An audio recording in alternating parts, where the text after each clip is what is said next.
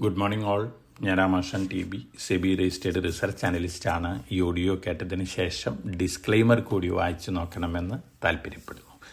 ഇന്ന് നമ്മൾ എക്സ്പെക്റ്റ് ചെയ്യുന്നൊരു ബ്ലഡ് ബാത്ത് ആണ്. ഏഷ്യൻ മാർക്കറ്റുകളെല്ലാം തന്നെ വളരെ വീക്കാണ്. ജാപ്പനീസ് സൗത്ത് കൊറിയൻ ഇൻഡെക്സിൽ അറൗണ്ട് 8% താഴെയാണ്.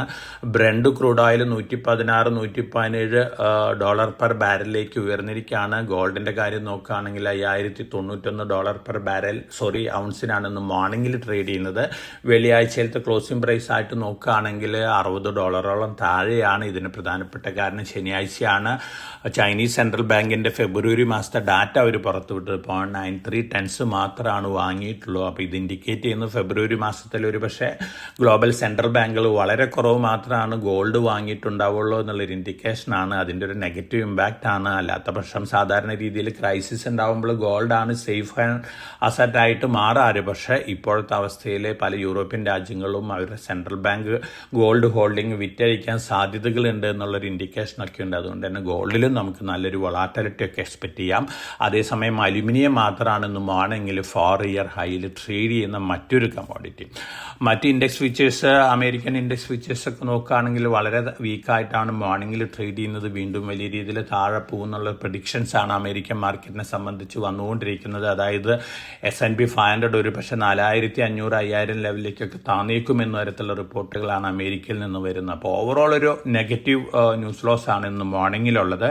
അതേസമയം പല സ്റ്റോക്കുകളും മാർക്കറ്റ് വലിയ രീതിയിൽ താഴെ വരുമ്പോൾ വാങ്ങാനുള്ള ഒരു അവസരമാണ് ഇൻവെസ്റ്റേഴ്സിന് ലഭിക്കുന്നത്. പ്രത്യേകിച്ച് ഡിഫൻസ് റിലേറ്റഡ് രംഗത്തുള്ള കമ്പനികൾ. അങ്ങനെ നോക്കുകയാണെങ്കിൽ സോളാർ ഇൻഡസ്ട്രീസ് നല്ലൊരു ബൈ ആയിരിക്കാം. Long time point of view market താഴെ വരുമ്പോൾ ഘട്ടമായിട്ട് വാങ്ങാനായിട്ട് അവരൊരു സബ്സിഡിയറി റോബോട്ട്, അതുപോലെ തന്നെ ഡ്രോൺസ്, മിസൈൽസ് ഉണ്ടാക്കാനുള്ള ഒരു സബ്സിഡിയറിയുടെ പ്ലാന്റിന്റെ മാനുഫാക്ചറിങ് സ്റ്റാർട്ട് ചെയ്തിട്ടുണ്ട്. തീർച്ചയായിട്ടും ലോങ് റണ്ണിൽ വളരെ പോസിറ്റീവാണ്. അതോടൊപ്പം തന്നെ ആക്മെ സോളാർ അവരുടെ first phase battery energy storage system project commission ചെയ്തിട്ടുണ്ട്. ലോങ് റണ്ണിൽ ഈ സോളാർ കമ്പനിനെ സംബന്ധിച്ച് പോസിറ്റീവാണ്.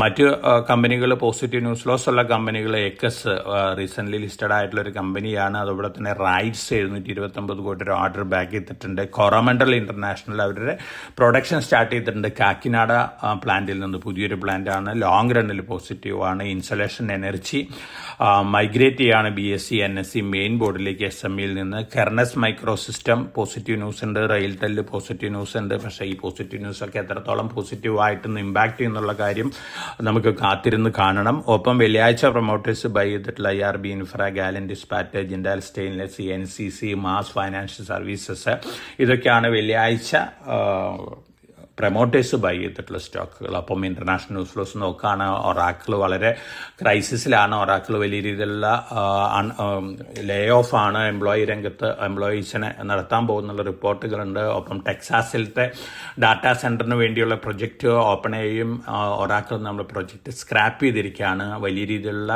ക്യാഷ് ഫ്ലോ നെഗറ്റീവ് ആണ്. 2030 വരെ ഒറാക്കിൾ ഫേസ് ചെയ്യാൻ പോകുന്നു എന്നുള്ള റിപ്പോർട്ടുകളുണ്ട്. ഇതിനനുസരിച്ചുള്ള ഒരു ഫാളൊക്കെ ഒരു പക്ഷേ ഇന്ന് അമേരിക്കൻ മാർക്കറ്റിൽ ഒറാക്കിൾ സ്റ്റോക്ക് പ്രൈസിലുണ്ടാവാനുള്ള സാധ്യതകളുണ്ട്.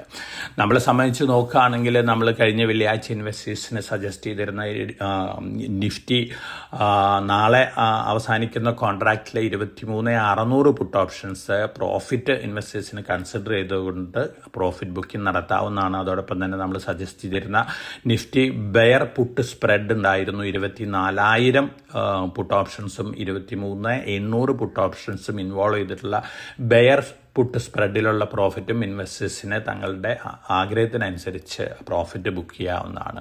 ഇതൊക്കെയാണ് ഇന്നത്തെ മാർക്കറ്റ് ന്യൂസ്. വളരെ കോഷ്യസ് ആയിട്ട് മാർക്കറ്റിൽ മൂവ് ചെയ്യുക. വലിയ വൊളാറ്റിലിറ്റി ഒക്കെ കണ്ടേക്കാം. അതേസമയം വലിയ രീതിയിൽ മാർക്കറ്റ് താഴെ വരുമ്പോൾ ഫസ്റ്റ് ബൈയിങ് ഓപ്ഷൻ കൊടുക്കേണ്ടത് ഡിഫൻസ് റിലേറ്റഡ് ഓഹരികളിലാണ്. കാരണം ഏറ്റവും കൂടുതൽ ബെനിഫിഷ്യറി ആവാൻ പോകുന്ന ഡിഫൻസ് കമ്പനികളാണ് ഈ വാർ സെറ്റിൽമെന്റിന് ശേഷം. അപ്പോൾ എല്ലാവർക്കും നല്ലൊരു ട്രേഡിന്റെ ആശംസിച്ചുകൊണ്ട് ഞാൻ ഇന്നത്തെ പ്രീ മാർക്കറ്റ് കമന്റോട് അവസാനിപ്പിക്കുകയാണ്. Thank you.